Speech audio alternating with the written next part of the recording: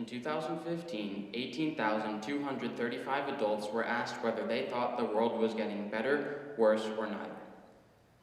Of the 18,000 US participants, a mere 6% answered positively.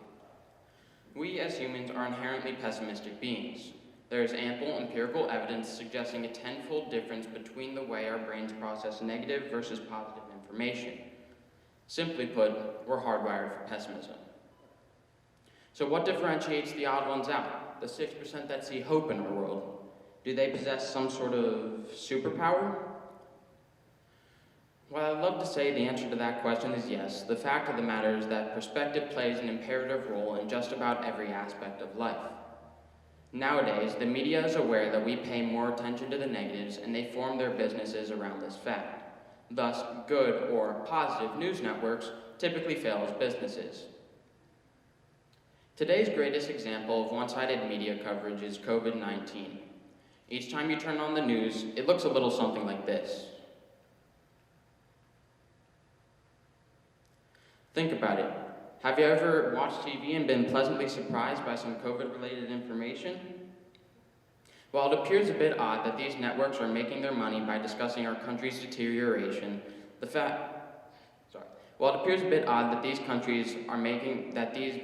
these networks are making their money by discussing our country's deterioration, the media is like a train wreck. It's awful, but at the same time, you just can't look away. Although, just because you never hear of it, doesn't mean there's no plus side to COVID.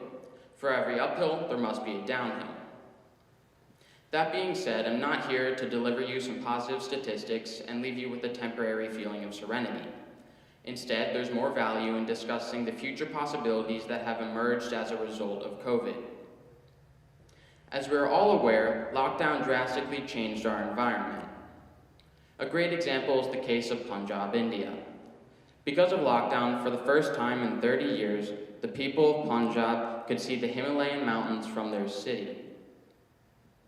In fact, Punjab was one of 85 Indian cities that experienced a greater than 40% reduction in PM10 air pollution levels within the first week of lockdown. But what about simply staying inside caused such a difference in the world?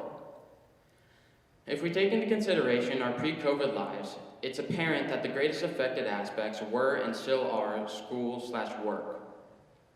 But lo and behold, with a free download and a few technology lessons, Zoom became our saving grace. In fact, with a little bit of experience under our belts, people began to question how necessary in-person attendance was for certain jobs. According to the US Census Bureau, 5.2% of US workers work from home in 2017. However, this is still a fraction of the potential stay-at-home employees. In May of 2020, researchers at the University of Chicago found that a feasible 37% of US jobs could be conducted remotely. In February of 2020, the US workforce reached 164.5 million people, meaning that even in a post-COVID era, roughly 61 million people could permanently work from home.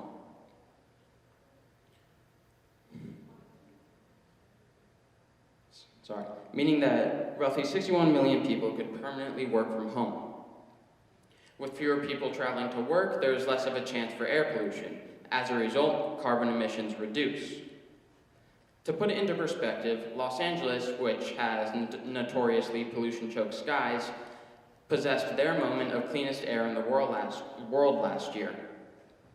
This year, experts predict that the transportation transformation will contribute to the largest ever annual decline in global carbon emissions.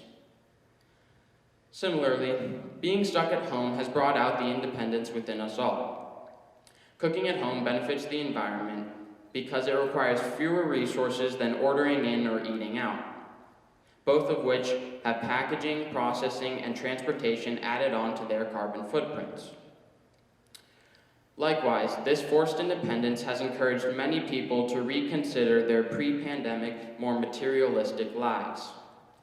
Consumer goods have an adverse effect on our climate.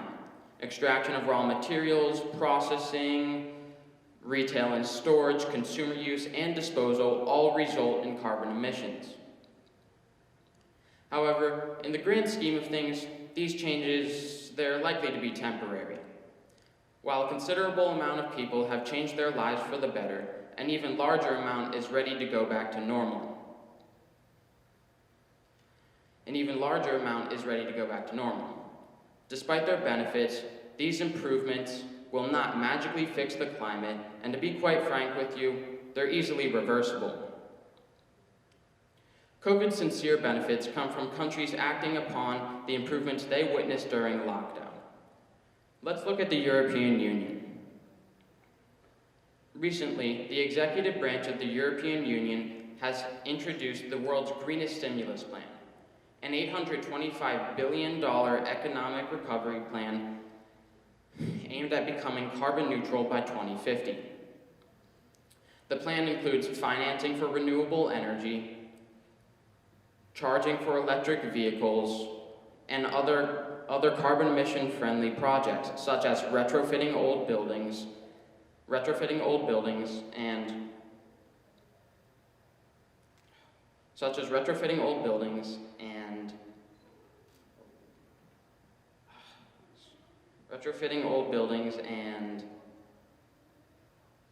something else I'm forgetting, I'm sorry. Anyways, if we take a look at Germany, they recently introduced a $145 billion economic plan as well. The plan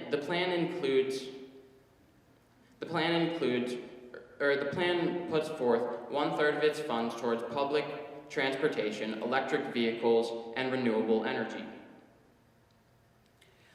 The government is also driving down the cost of clean energy and increasing the research and development of green hydrogen.